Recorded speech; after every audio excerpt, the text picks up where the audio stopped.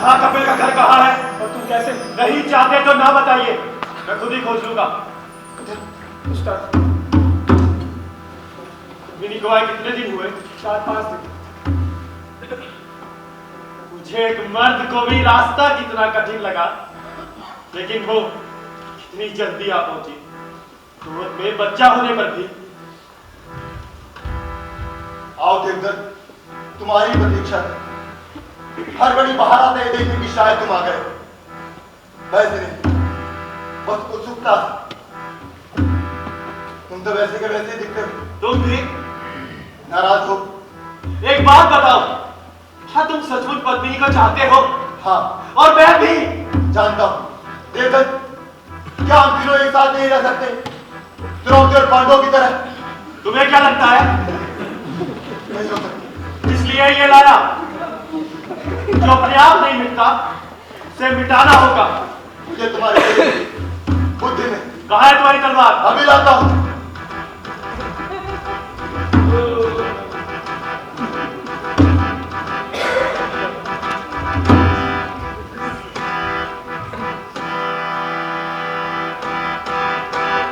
कल जो था मित्र वो शत्रु है आज वो, कल जो था मित्र वो शत्रु है आज वो, है पारे में हम निर्णय को हम करते रहे, निर्णय को हम करते रहे। जाने वो भी जानू मैं भी कोई ना बचेगा फिर भी, जाने वो भी जानू मैं भी कोई ना बचेगा फिर भी, है पारे में हम निर्णय को हम करते रहे, निर्णय को हम करते रहे। कौन जीते कौन हारे, कौन जीते कौन हारे, दोनों प्यासे खून के चुनो हार। मृत्यु शेष को बुलाने लगे, मृत्यु शेष को बुलाने लगे। कल जो था मित्र वो शत्रु है आज वो, कल जो था मित्र वो शत्रु है आज वो, है पारे में हम आज इसलिए निर्णय को हम लड़ते रहे, निर्णय को हम लड़ते रहे, निर्णय को हम लड़ते रहे।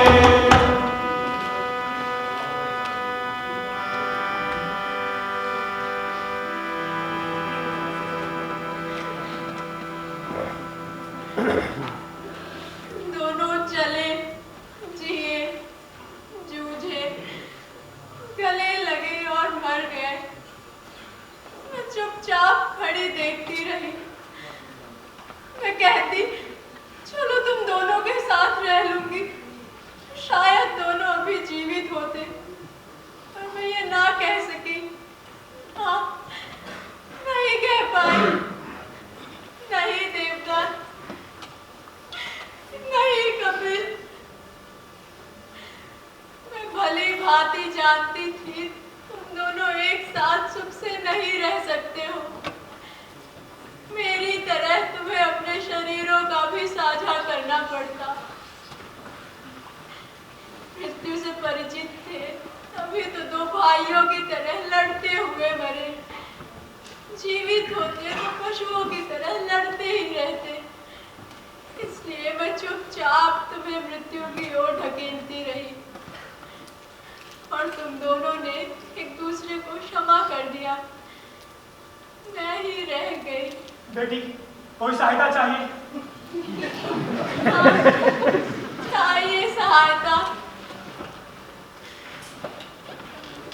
भीतर झोपड़ी में मेरा बेटा सोया हुआ है, उसे तुम संभाल लो। यहाँ के शिकारियों को सौंप देना।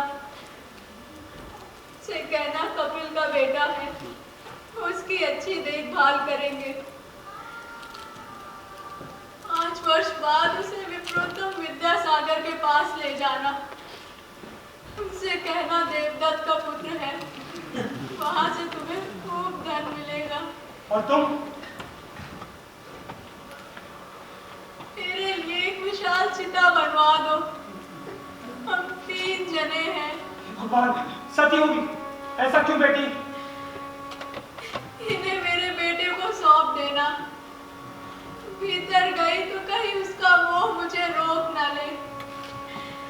माँ, माँ दुर्गे, यहाँ क्यों परिहास कर रही है? अन्य स्त्रियां जन्म जन्म में वही पति पाने की कामना कर सकती हैं, पर मेरे लिए वो भी नहीं। सुहागिन होकर भी अभागिन ही रह गई। बहन हमारी चली स्वर्ग को, चंदन की डोली पे सवार।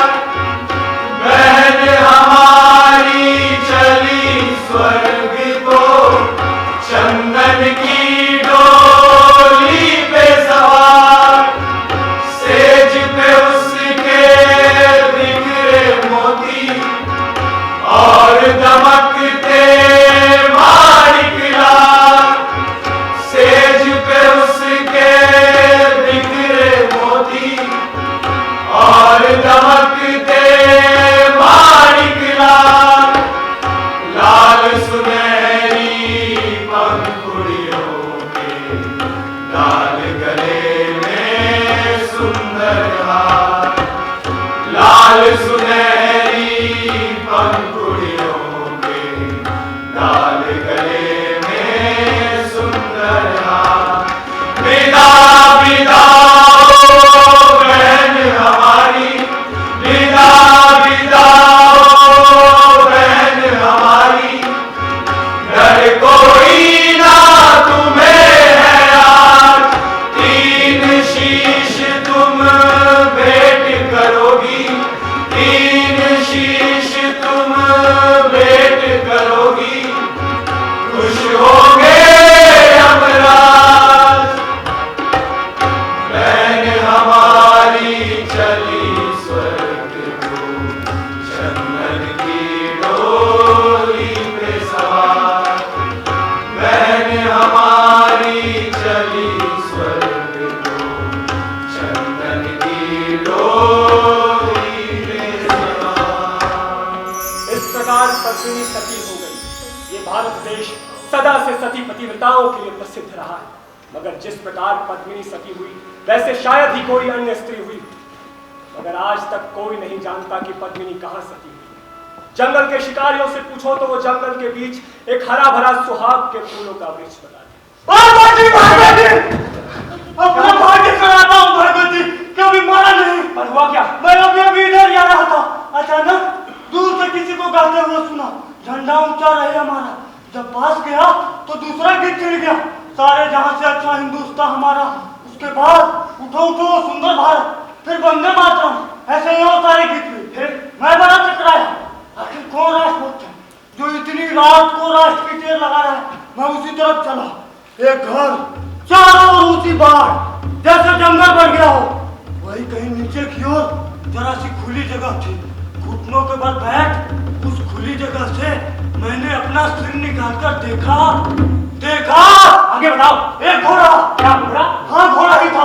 वो मेरी ओर मुड़कर बोला, बिल्कुल मनुष्य की आवाज में, मित्र मैं अब जंगल मन गाने जा रहा हूँ। राष्ट्रगीत, सीधे खड़े हो जाओ। हट, जरा सोच समझ कर बोल। भगवान की मैंने तरफ कहा करेगा। ओ बच्चों को हंसते डर बेटा।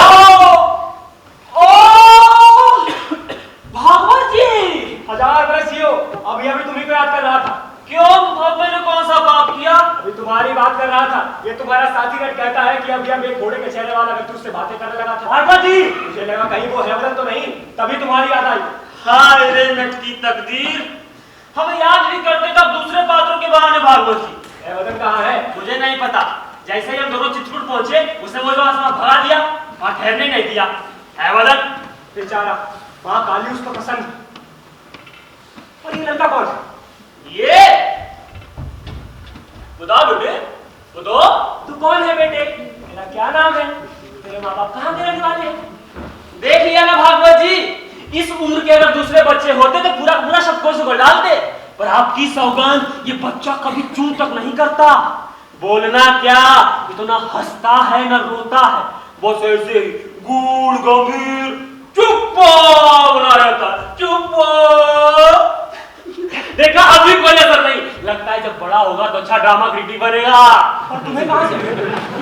चित्रकूट से लौटते समय एक शिकारियों की बस्ती में ठहरा था। वह शिकारी की स्त्री ने इस बच्चे को मेरे हाथ सौंप कर कहा, ये बच्चा कोई शिकारी की संतान नहीं, धर्मपुरी का बालक है, वहां पहुंचा दीजिएगा। तभी मैं इसका बालक लेकर आया। धर्मपुरी का बालक तो किसका होगा? ये दोनों गुड़िया? अरे ना ना ना ना ना ना ना, उसे मत छेड़िए। मैं जानता हूँ भूख हो प्यास हो पर कभी हंसे ना रोए। पता नहीं चलता कि पागल है, पंडित है, बहरा है, गूंगा, मगर कहीं उन गुड़ियों को छेड़ दिया तो बस काटने को लगता है, उसके पीछे जान देने तक को तैयार हो जाता है। मामा जी बेटे, बात याद है बेटे, तभी कभी बात तो दिखाओ। नहीं गुड़िया नहीं छुएंगे, बस बात देखेंगे। नहीं बेटे, क्या बात हुई? देख लिया, वही दिल है, ये अवश्य पद्मिनी का बच्चा। पद्मिनी कौन? मामा जी! क्यों भाई, तुम्हें क्या हुआ? आपने अभी भी हमारे साथी नर्स से कहा था कि मैं घोड़े का चेहरा देखकर डर गया। घोड़े का चेहरा नहीं, कान के सिरे से लेकर पूंछ की गुच्छी तक पूरा पूरा घोड़ा था। अब करुणा लागे, नित नित भारत जागे। लीजिए आ गया। तब चढ़े नत माता, जय जय जय। वाह कौन? भागवत जी और लटाचार्य जी, आप सब कुशल मंगल से तो है। कौन है वदन? और कौन हो सकता है? मैं ही हूँ, है वदन। लेकिन ये क्या? तो आप इस घोड़े को पहचानते हैं? पुराने मित्र हैं हम दोनों। तीर्थ यात्रा के साथी, वो कहते हैं ना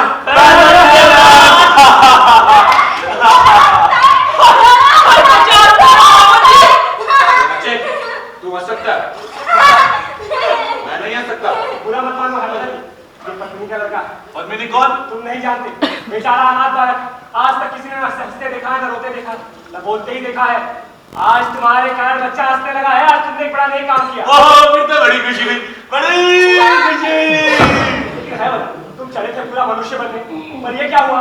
वो एक लंबा किस्सा है, सुनिए। मैं सीधे काली के मंदिर गया, वहां एक तलवार पड़ी थी, उसे अपनी गर्दन पर रखकर मैं जोर से चिल्लाया, देवी मां जल्दी से मुझ पर प्रसन्न हो जा, वरना मैं तेरे चरणों में अपना सर काट कर रख दूंगा। फिर झट देवी प्रकट हुई और आते ही मुझ पर बरस पड़ी। क्या मुसीबत कर दिया तुम भक्तों ने? अगर अपने सर ही काटने तो कहीं और जाकर क्यों नहीं काटते? मेरी नींद क्यों चौपट करते हो?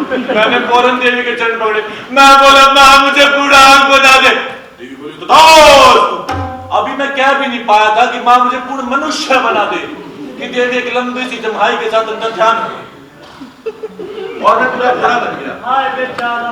बेचारा कि भाई देवी ने जो भी किया अच्छा ही किया। बूढ़ा बनने में जो मौज मजे है वो आप क्या समझे, वो ढाटी निराले है। दुख बस एक ही बात का है भागवत जी। किस बात का? क्या बताऊं भागवत जी, पूरा घोड़ा तो हूं पर अभी बूढ़ा ही नहीं हूं। कम वक्त ये इंसान की आवाज मेरा पीछा ही नहीं छोड़ती, मानो जैसे गले से चिपक ही गई हो। जब तक ये इंसानी बोली मेरा पीछा नहीं छोड़ती, मैं बूढ़ा कैसे कराऊंगा भागवत जी? समझ में नहीं आता है वदन, क्या कहूँ? इसलिए अपने जाने सुने तमाम देशभक्ति के गीतों को गला फाड़ फाड़ कर गाता रहता हूँ, खासकर राष्ट्रगीत को। कहते हैं राष्ट्रगीत गाने से गले में घरघराहट होने लगती है। राष्ट्रगीत की कृपा से ही सही एक बार ये गला खराब हो जाए पर मेरी किस्मत फूटी है भागवत जी, मनोकामना पूर्ण नहीं होती। चीची, रो मत घोड़े, रो मत, रोता क्यों है? बच्चा ठीक कहता है, रोने से गला थोड़ी फटेगा। पर कोशिश नहीं छोड़ूंगा। अब बच्चे हम दोनों मिलकर जंगल बन गए। मुझे नहीं आता। बच्चे को कौन सिखाता है वदन? जंगल में पड़ा है। तो कोई दूसरा गीत सुनो। अगर तुम मुझे कोई गीत सुनाओगे तो मैं तुम्हें अपनी पीठ पर बिठाकर सुनाऊंगा। मंजूर? हाँ तो चढ़ जाओ, देरी नहीं। ना ना ना ना ना, वैसे नहीं चलेगा। पहले गाओ, गीत गाओ फिर दौड़ूंगा। आया एक सवाल देखो, आया एक सवाल, जाने कौन देश से आया एक सवाल। आया एक सवाल देखो, आया एक सवाल, जाने कौन देश से आया एक सवाल। बच्चे दूसरा गीत सुनाओ। नहीं आता। अच्छा तो ठीक है, वही गीत सुना दो। नहीं। मेरा चक्कर लगा दूंगा। नहीं, पहले तुम हंसो। हंसूं? अच्छा ठीक है भाई।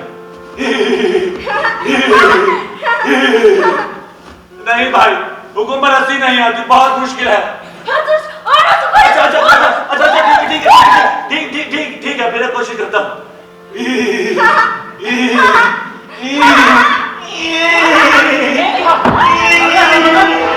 सुना घोड़ा सरपट भागे पर्वत नदियां पार रे